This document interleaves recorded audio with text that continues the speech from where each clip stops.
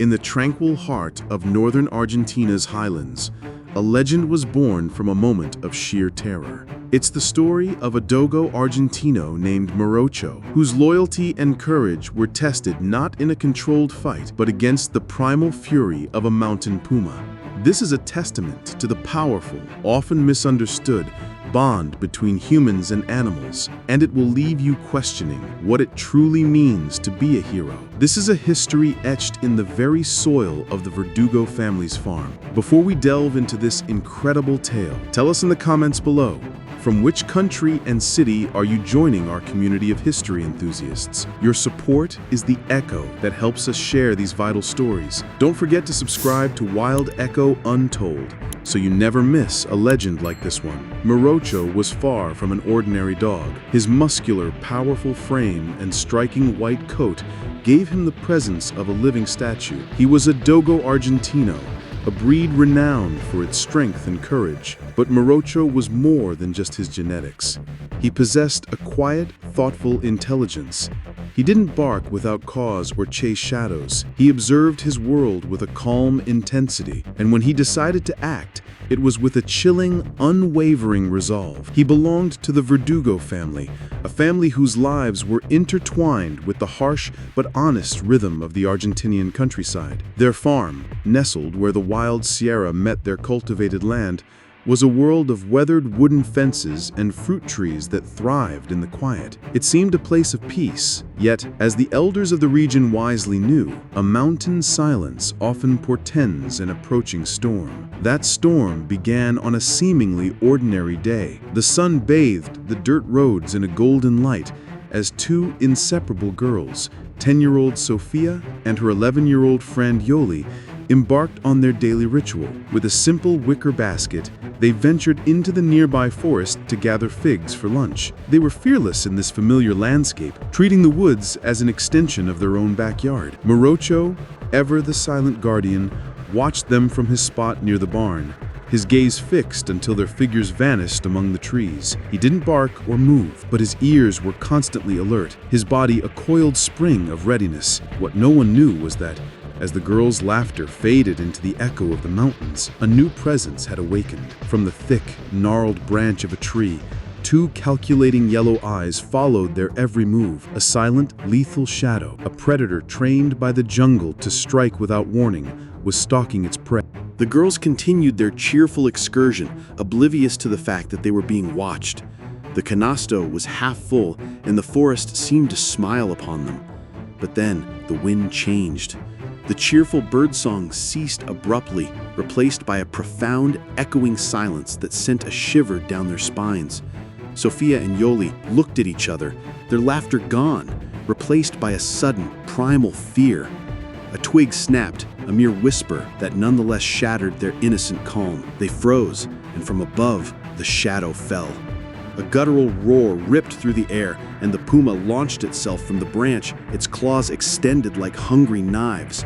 Yoli screamed, and Sofia instinctively dropped to her knees, covering her head as the puma landed with a sickening thud, its glowing eyes locked on them. It was a killer made by nature, showing no doubt and no mercy.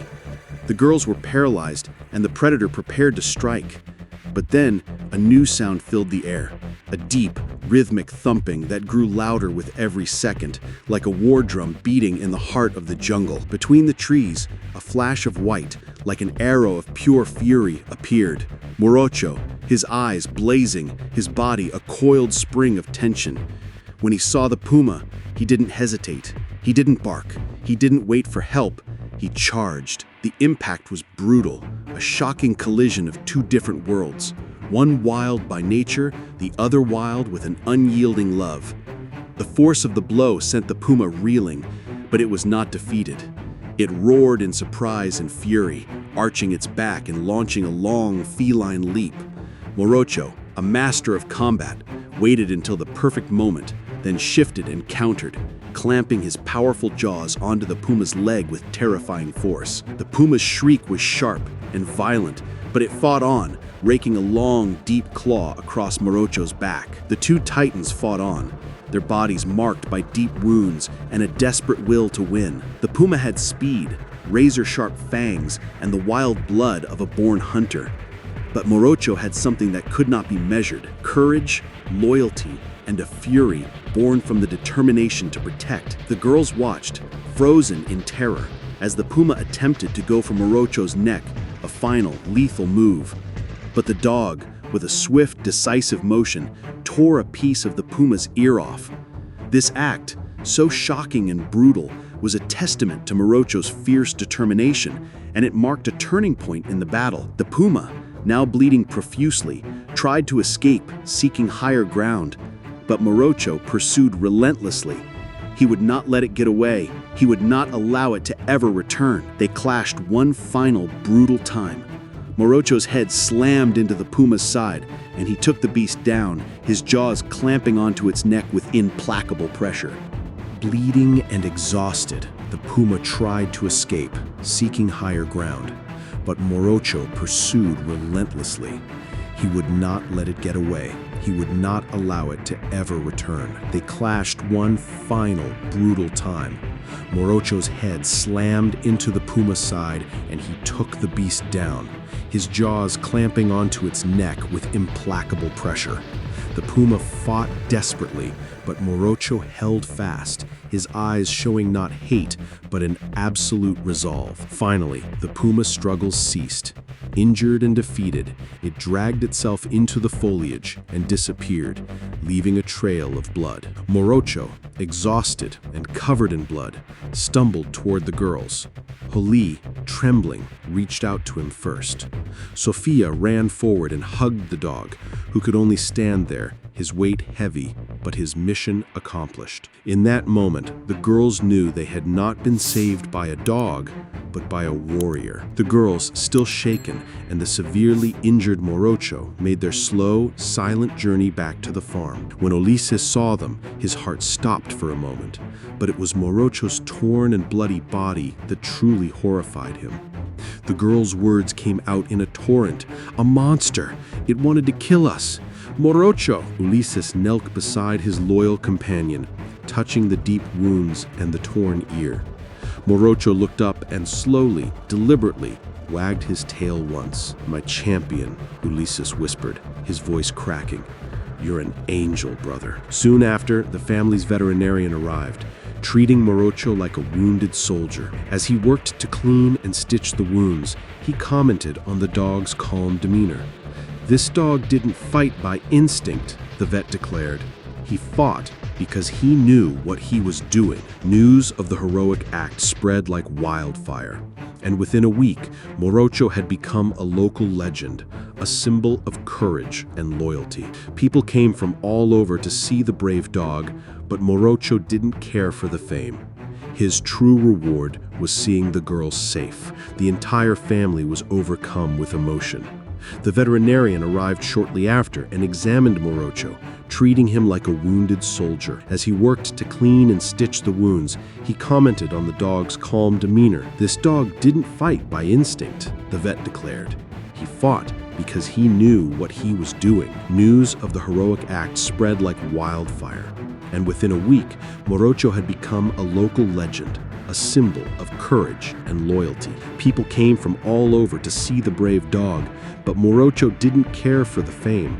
His true reward was seeing the girls safe. The family's deep appreciation and the veterinarian's assessment cemented Morocho's status not as a mere pet, but as a true hero. This powerful realization brought a new sense of meaning to the Verdugo household, a home that had been saved by the unwavering love of one dog.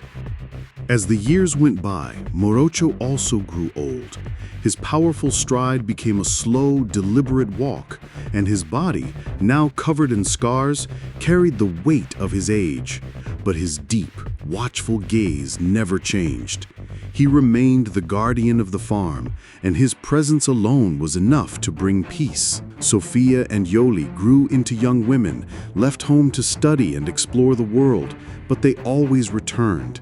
And the first person they would seek out wasn't their parents, but Morocho, whom they would find sleeping peacefully under the old fig tree. "Hello, hero," they would whisper, and Morocho, now old and weary, would lift his tail just once, a silent affirmation that his watch was never truly over. The story of Morocho, a true local legend, had spread far beyond the hills of the northern Argentinian Sierras. Articles were written, and journalists traveled to the Verdugo farm to meet the white dog who had faced a puma to save 2 girls. But neither the flashes of cameras nor the interviews changed Morocho. He didn't care for fame or accolades.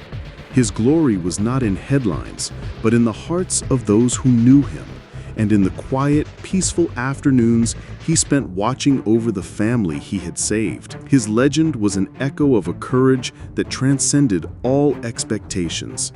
Morocho's presence was a constant reminder of that unforgettable day.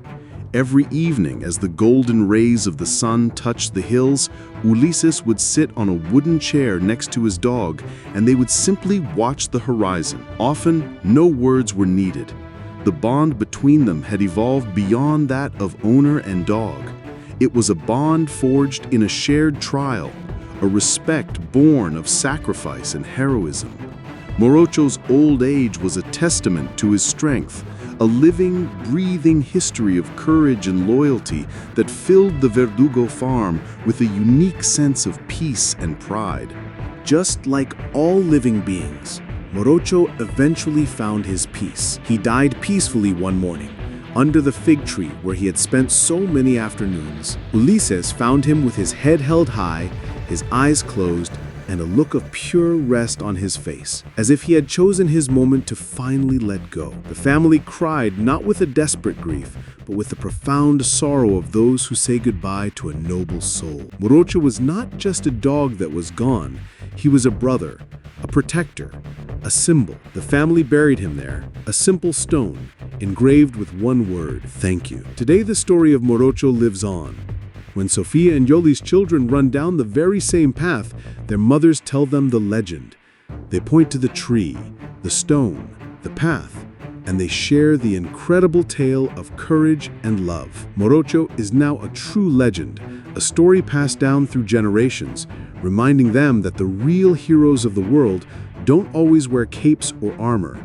Sometimes, they simply walk on 4 paws, with a steadfast gaze and a heart full of love. This is the story of Morocho, the silent warrior and the guardian of innocence. His name may not be written on statues, but it is forever engraved in the hearts of those who knew him. He is a powerful reminder that courage does not always roar.